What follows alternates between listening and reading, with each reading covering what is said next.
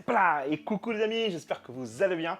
C'est Eljo de la Team Guyane, je suis content de vous retrouver, tout simplement qu'on puisse se retrouver sur notre chaîne favorite, sur la mienne en tout cas. Et c'est vraiment cool, après quelques semaines d'absence, j'étais pas mal occupé, j'avais des projets qu'il fallait absolument qu'ils se mettent en place et tout, à titre perso et tout, et mine de rien, le boulot prend pas mal de temps. Donc aujourd'hui, je suis de retour dans un nouveau petit décor. Alors c'est pas juste vraiment un décor, c'est juste mon nouveau canapé, en fait, tout simplement, que je me dis qu'il pourrait être adapté à certaines situations, à certains décors. Bien sûr, là c'est juste sobre, mais je vais encore le travailler afin qu'on puisse se retrouver un peu le même esprit que le décor principal. En tout cas, aujourd'hui, je suis super content parce qu'en fait, on va faire un deck profile. Alors, de plus en plus, je vais commencer à faire des deck profiles sur la page puisque c'est intéressant. C'est aussi intéressant de recevoir vos retours par rapport à ça et justement nos retours d'expérience, mélanger les uns aux autres, qu'on se partage et tout. Mine de rien, on peut avoir des choses assez sympas. Du coup, aujourd'hui, je vous partage en fait une decklist dont je suis assez fier, une decklist un peu particulière, mais c'est la decklist que j'ai utilisée au deuxième événement de Ligue de ce mois-ci à Game Cash. La ligue donc Back to the Duel 2 cette fois-ci. Et le but en fait de cette ligue, bien sûr, c'est de repartir vers des tournois locaux. Alors je sais que en France c'est compliqué. Chez nous, mine de rien, on a plus ou moins bien géré la crise. Pour l'instant en tout cas, donc on a pu partir justement sur des tournois locaux. Et du coup, ce tournoi me permettait de gagner du coup le tapis Dragon du Jugement, la version synchro. Et ce deck m'a amené à gagner tout simplement les deux tournois, puisqu'en fait c'est deux tournois et c'est un cumul de points en fonction de ton résultat sur ces deux tournois. Le premier tournoi j'ai fait troisième et le deuxième tournoi qui s'est passé ce dimanche, j'ai fait premier en faisant un score incroyable de tout simplement un perfect en fait à 5 victoires, 0 défaite. Je crois que j'ai dû perdre une manche de tout le tournoi tout simplement. Par contre, le premier événement, je finis troisième avec une défaite assez dure, puisque c'est une défaite que j'ai un peu en ce moment assez souvent contre Guru Control, alors Guru Dogmatica Control, qui est assez dur, puisqu'au final, le deck est assez sensible au back row. Et ce deck, mine de rien, m'a quand même permis au total, sur l'intégralité des deux tournois, de faire un score exceptionnel de 7 victoires et une défaite, et donc de me permettre de gagner le deuxième retour, Back to the Duel League. Donc c'est vachement cool. Et ce deck, tout simplement, c'est un peu particulier parce que c'est un espèce de gros méchoui, un gros mélange. Alors, faut bien que je me rappelle, c'est Eldritch, Dogmatica, Invoqué, Dragoon. C'est beaucoup, hein. Alors, on pourrait dire he did, il l'a fait. Un petit jeu de mots, il manque le H, mais c'est pas mal, moi j'aime bien ce petit deck. C'est un gros méchoui, mais mine de rien, ce méchoui était vraiment fort. Alors le deck, je le joue à 46 cartes. Je vous en parle avant de montrer la decklist. À 46 cartes, pourquoi 46 cartes? Ça peut paraître énorme, mais en vrai, ce qui m'a fait décider de jouer à 46 cartes, c'est la peur de la brique. Tout simplement parce que tu joues Dragoon, et Dragoon, mine de rien, t'empêche d'optimiser un maximum ton deck pour éviter les briques, puisqu'au final, tu joues deux briques, c'est les deux monstres normaux. Donc au final, je me suis dit, allez, passons la barre des 40. Quand j'ai passé la barre des 40, mon cœur m'a dit non, fais pas ça, mais je l'ai fait. Et au final, je suis arrivé à 46 cartes en me disant, voilà, je vais essayer de noyer un minimum les briques, les possibilités de piocher les deux monstres normaux en même temps. Et mine de rien, ça a fonctionné. Donc je suis assez content. Et ce qu'on va faire, c'est que je vous propose de tout de suite passer à la decklist. Donc on va faire un truc, c'est que vous ne verrez plus ma tronche concrètement, puisqu'au final, ce qui nous intéresse, c'est la decklist. Et je vous expliquerai au fur et à mesure mes choix, pourquoi, et peut-être des combos. Je verrai pas forcément des combos, mais en tout cas mes choix. Ok, du coup... ce qu'on va faire, c'est que du coup, je vais commencer tout de suite avec le deck profile. Je vais d'abord commencer par un choix. Tout simplement, c'est le choix, au final, de mélanger tous les archétypes du monde, entre guillemets. C'est-à-dire qu'en fait, je joue donc Eldritch, Dogmatica, Invoqué et Dragoon, bien sûr. Et pour ça, du coup, je vais commencer avec tout simplement des monstres, on va dire, des différentes catégories. Donc le tout premier, c'est 2 Surnalish que je jouais. Je n'ai pas voulu en jouer 3. 3 est une brique déjà beaucoup trop violente à avoir. Et concrètement, en général, un Surnalish va suffire, mais on a absolument besoin du deuxième Surnalish pour pouvoir justement activer son effet au grind et peut-être en invoquer un deuxième aussi, ça peut être intéressant. Mais en vrai, beaucoup de fois, un seul Surnalish va vous suffire. Ensuite, l'engine Dogmatica, que je ne joue pas dans sa, à fond, c'est-à-dire qu'en fait, je vais jouer que 2 Ecclesia et, par contre, 2 Fleurs de Lys Deux Ecclesia, pourquoi? Parce que j'ai pas envie d'en avoir deux en main, vraiment pas. C'est quand même assez fort, mine de rien, d'en avoir deux en main, enfin en vérité, hein. Mais non, là c'est pas le but du deck. Deux Fleurs de Lys, parce que tout simplement, je vais vous expliquer pourquoi, hein, c'est pas compliqué, c'est parce que je joue aussi, on va le mettre ici, 3 âmes des magiciens. Et j'ai absolument besoin d'envoyer un magicien de niveau 5 minimum au cimetière depuis mon deck. Donc voilà, donc ça c'est l'Engine Dogmatica. On va le poser juste là, bien sûr.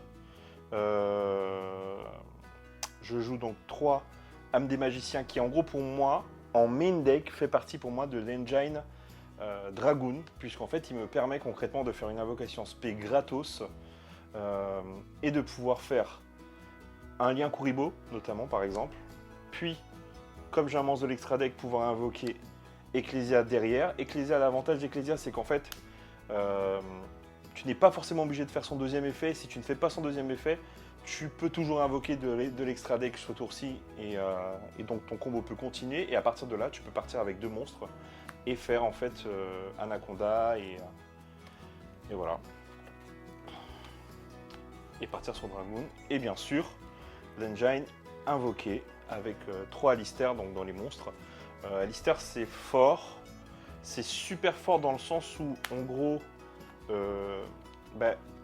ça va se prendre toutes les end traps du monde généralement, ce qui te permet juste après de pouvoir faire de la même manière qu'avec âme des magiciens.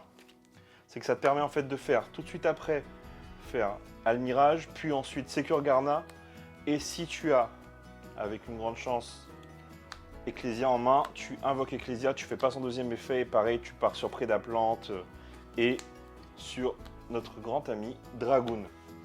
Donc au final, il faut se dire que tout ça, c'est fait pour utiliser les effets de base des monstres, hein, bien sûr, mais c'est aussi la course à invoquer Dragoon. Hein. Généralement, à se prendre toutes les entrappes du monde pour pouvoir invoquer Dragoon. Et en parlant d'entrappes, j'en joue pas énormément, mais j'en joue quand même. Je joue 3 H, parce que la carte reste très forte pour moi aujourd'hui. Alors c'est vrai que c'est une source de gamma de folie, vraiment. Donc des fois je les cut, tout simplement en side, durant la partie, dépendamment de ce que joue mon adversaire. Je joue bien sûr la meilleure carte, la meilleure entrap du moment. Hein. Après Droll, c'est Psygamma, bien sûr, avec la brique.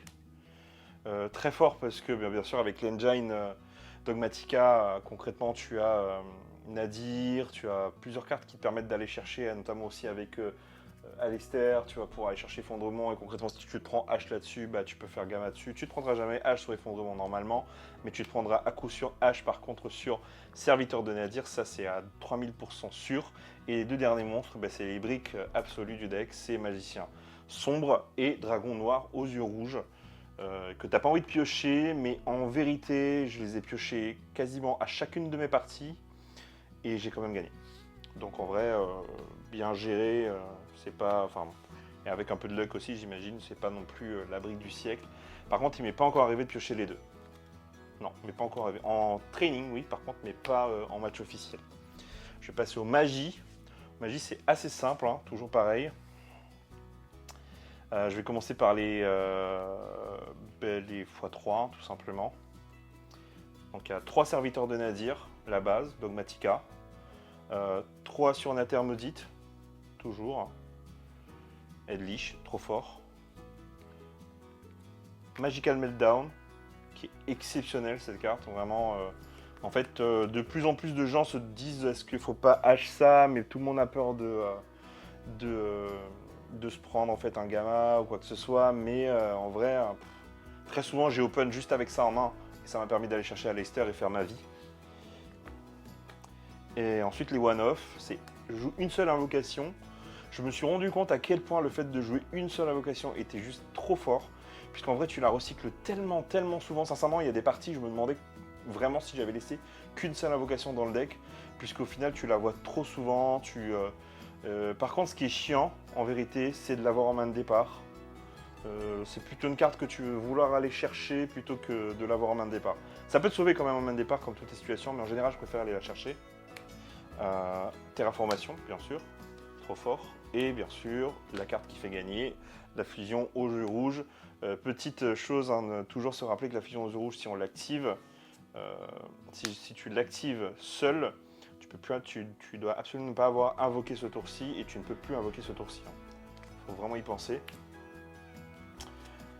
Ensuite, en tout cas, les gens qui vont jouer contre Dragoon, il faut absolument y penser, sinon vous allez vous faire avoir très facilement. Je vais commencer par les Dogmatica. Les Dogmatica, genre, je joue en piège, je joue 2 Punishment. J'ai longtemps hésité à en jouer un, mais je veux laisser la place à la possibilité de l'hard draw ou en tout cas de l'avoir en main de départ parce que la carte est juste insane et concrètement PT2 ou PT1 et tuto, c'est un des meilleurs moves du jeu aujourd'hui pour moi. Donc ça ne me dérange pas d'en avoir 2. Infini impermanence, bien sûr, infinite, comme c'est écrit sur la carte. Je pense qu'après, dans le lot des 3 meilleurs entraps, je la compte, c'est-à-dire avec Droll, Gamma, et voilà, Droll et Gamma, je pense que je rajoute Infinite dans le lot, parce que ça, tout simplement, c'est que ça ne te prend pas Gamma, tu ne prends pas Gamma là-dessus. C'est ton seul out généralement à Prédaplante aussi. Et voilà, c'est super fort. Ah oui, alors en plus, elle me fait gagner cette partie contre Dino, puisqu'au final, à un moment donné, je suis vraiment mal, je sais que Dino va me défoncer ma race. Et sincèrement, je prie pour qu'il active sa pilule dans la colonne de mon infini. Et en fait, il l'active dans sa colonne. Et du coup, c'est le feu, quoi. Et bien sûr, après, pour finir, l'engine Ellich. Donc 3 sanguines, 3 conquistadors. Tac.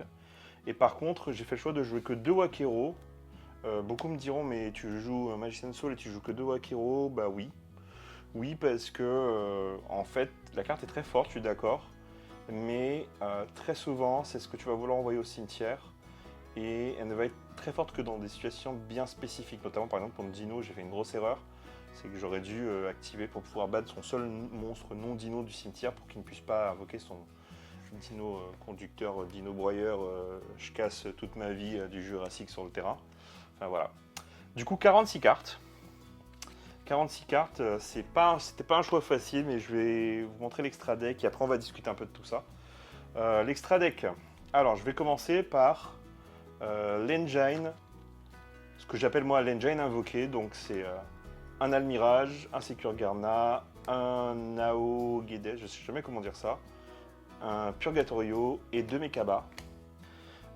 Ça c'est normal, ça te permet en fait de faire tes links et d'avoir des monstres notamment invoqués de l'extra deck sur le terrain pour te permettre de faire comment ça s'appelle, de faire Ecclesia depuis ta main, enfin ça donne accès à plein de choses. Mekaba, c'est une negate supplémentaire. Sincèrement, si tu arrives à placer Mekaba avant d'avoir fait Prédaplante et que tu as assez de cartes en main, tu es frais. Purgatorio, c'est un des OTK du deck. Et lui, par contre, il est extrêmement fort, puisque au final, quand tu as déjà ton Mekaba qui est passé, bah, tu préfères faire le choix d'invoquer ça plutôt que d'invoquer un second Mekaba parce que son effet est juste hallucinant. Et mine de rien, il a quand même 2800 de défense, c'est pas quelque chose que tu passes aussi facilement que ça. Ensuite, tac. Alors, ce que moi j'appellerais l'engine Access Code Talker, concrètement. Ouais, on va l'appeler comme ça, hein, l'engine Access Code Talker, c'est le lien Kuribo, concrètement, qui te donne accès à Ecclesia, enfin qui te donne accès à plein de choses. Parce que Ecclesia, tu as un s'invoque en monstre extra deck, mais ça c'est le moins important. J'aurais peut-être même plutôt le mettre dans l'engine d'avant. Mais toujours Engine Access Code Talker, c'est Mouton Croix qui est super fort. Concrètement, tu l'invoques, tu fais une fusion, tu ramènes une Ecclesia ou un Aleister de ton cimetière, et ensuite tu pars sur notre ami Selene, puis ensuite sur Access Code Talker, qui concrètement, généralement, quand il arrive sur le terrain, ben, c'est pour faire le game. Donc pour moi, ça, c'est l'engine Access Code. Puis vient l'engine qui tourne autour de Dogmatica, c'est bien sûr une Entis, un Oméga et un Titaniclad. Oméga très fort qui te permet de remettre, que ce soit des monstres de l'extra deck ou des MP dont tu as absolument besoin dans le deck. Donc ça m'est déjà arrivé de mettre de remettre Conquistador dans le deck ou de remettre, qu'est-ce que j'ai fait, de remettre Dogmatica Punishment dans le deck aussi. Très fort. Ça c'est clair, et bien sûr si tu arrives à faire Psy Gamma et de l'invoquer, on n'en parle même plus, tu as gagné la partie concrètement. Et l'engine bien sûr, pour finir, Dragoon avec Prédaplante et Dragoon. Sincèrement Dragoon concrètement, je vais vous dire la vérité, j'ai gagné tous mes games grâce à lui quasiment. Allez, peut-être 80% de mes games, je gagne parce qu'il est là. Alors que ce soit pour Burn, comme pour Negate et concrètement pour être aussi un monstre ingérable par l'adversaire. C'est vraiment très fort. C'est assez ouf quoi. Est-ce que je vous montre l'extra deck? Alors je vais vous montrer mon extra deck, mais concrètement c'est un extra deck qui est amené à changer, qui changera tout le temps, puisque ça va dépendre concrètement des joueurs qui seront là, ou des joueurs de votre DC aussi notamment. Un extra deck qui est quand même assez solide, et en même temps assez basique. Alors de Nibiru, c'est normal, c'est trop fort. Chez moi il y a du Shadow Invoke, il y a de l'Infernoble, des trucs du genre. Ça peut toujours être intéressant de coupler notamment Nibiru avec Gamma. C'est un des meilleurs moves d'ailleurs. Si tu as ces deux entraps très souvent, tu vas pouvoir bloquer énormément de loops, que ce soit des loops Dragon Link ou des loops Infernoble. Donc c'est assez intéressant d'avoir ça en couplé à Gamma. J'ai mis, pour l'instant je mets les plus basiques. 2 orages foudroyants parce que ça reste orage foudroyant et en vérité le deck est très sensible à des decks très backrow. C'est pas simple en tout cas de jouer contre.